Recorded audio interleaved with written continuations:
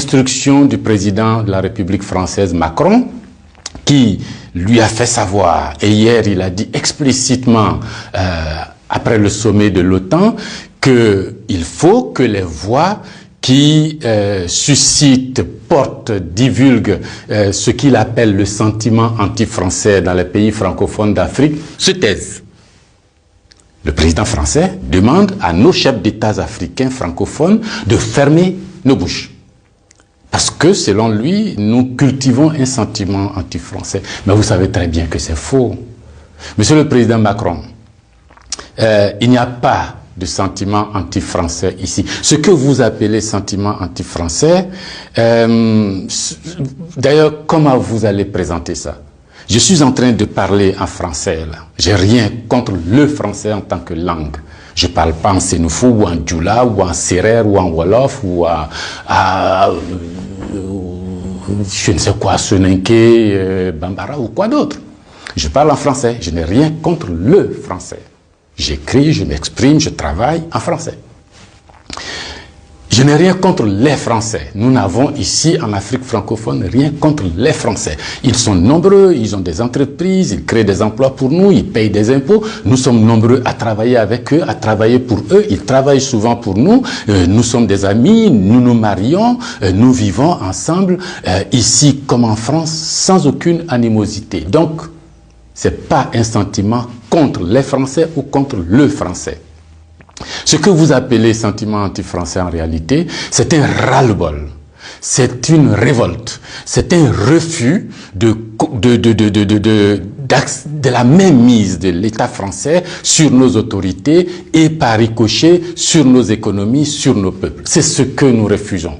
Les relations incestueuses entre l'État français et les États africains, c'est ce que nous refusons. Les relations de connivence entre l'État français et les États africains, c'est ce que nous refusons.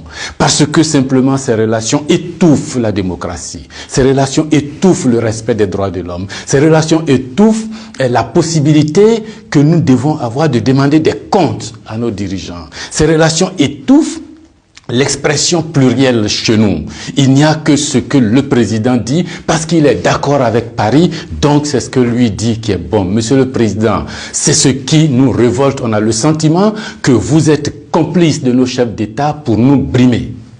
On a le sentiment que les droits de l'homme que vous faites respecter en France, les libertés individuelles que vous faites respecter en France, la Déclaration universelle des droits en France, déclaré là-bas par vos ancêtres, Monsieur le Président, on a l'impression que vous considérez que nous, en Afrique, on n'a pas droit à cela. Nous, en Afrique, on n'est pas digne de cela. Nous, en Afrique, on n'est pas suffisamment humain pour avoir les droits humains.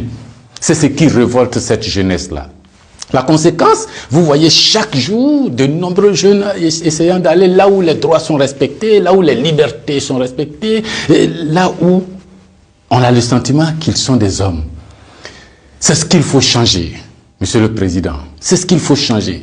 Vous pouvez parler 1000 fois à nos chefs d'État, vous pouvez leur donner des instructions 1000 fois, mais ça ne changera rien dans la tête des populations africaines ici, dans l'esprit des populations africaines ici. L'idée est que nous voulons redevenir des hommes libres.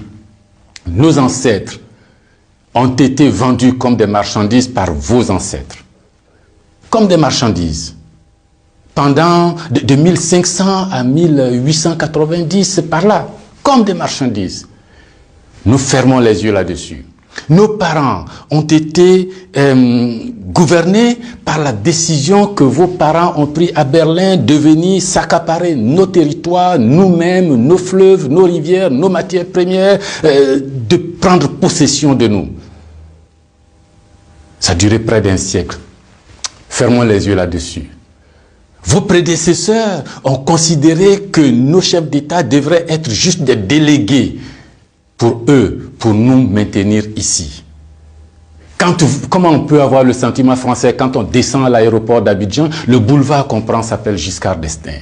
Le pont qu'on emprunte s'appelle De Gaulle. Et la route qu'on utilise pour aller à l'université s'appelle boulevard Mitterrand.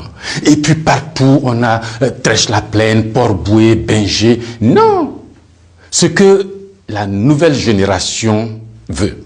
Ce que nous voulons, c'est l'autodétermination. Que nos chefs d'État nous rendent compte ici, qu'ils ne soient pas obligés d'aller vous rendre compte pour se donner une certaine légitimité, comme Macron est d'accord avec moi, comme Chirac est d'accord avec moi, comme le chef d'État français est d'accord avec moi. Donc ici, vous allez faire ce que je dis parce que sinon vous allez avoir des problèmes. Monsieur le Président, tant que ça durera comme ça, les gens ici auront le sentiment que l'État français est complice de leur brimade, de leur pauvreté, de leur chômage.